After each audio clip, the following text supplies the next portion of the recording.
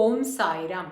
திரு okay வரதராவ் அவர்கள் சட்டம் பயின்றவராக இருந்ததால் நரசிம்ம சுவாமிஜியின் வழிகாட்டுதலோடு ஆல் இந்திய சாயி சமாஜத்தின் அடிப்படை நிறுவன சட்டதிட்டங்களை, அதாவது ஆர்டிகிள்ஸ் அண்ட் மெமராண்டம், அவற்றை வகுத்தளித்தார்.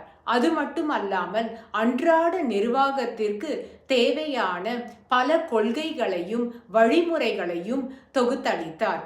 அவர் மிகவும் ஆர்வத்துடன் சாயி பிரச்சாரத்தில் ஈடுபட்டார். பல இளைஞர்கள் சாயி சமாஜில் இணைவதற்கு அவர் உறுதுணையாக இருந்தார். ஒருமுறை வரதராவ் அவர்கள் நரசிம்ம சுவாமிஜி எவ்வாறு தன்னுடைய ஆணவத்தை தான் செய்யும் ஒவ்வொரு செயல்களிலும் நீக்கி அருளினார் என்பதை பெருமிதத்துடன் குறிப்பிட்டார்.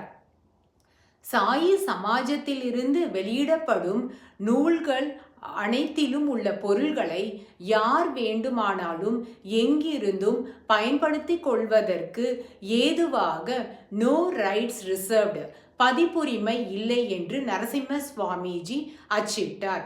ஒருமுறை சமாஜத்திலிருந்து வெளிவந்த ஒரு நூலை திரு வரதராவ் அவர்கள் தன்னுடைய ஆவணங்களை சரிபார்க்கும் அந்த இயல்பினால், சட்ட ஆவணங்களை எப்பொழுதும் சரிபார்க்கும் அவருடைய அந்த கண்ணோட்டத்தில் வெளிவந்த ஒரு நூலில் ஆல் ரைட்ஸ் ரிசர்வ்டு, அனைத்து உரிமையும் உண்டு என்பதை அச்சிட்டு விட்டார்.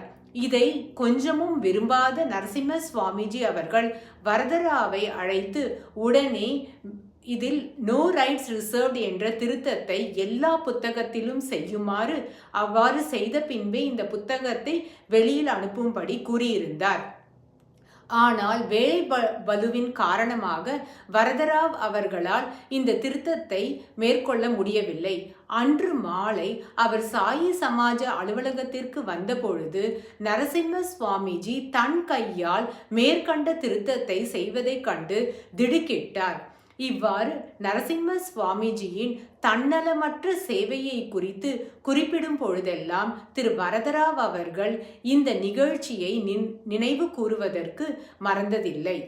ஓம் சாய்ராம்.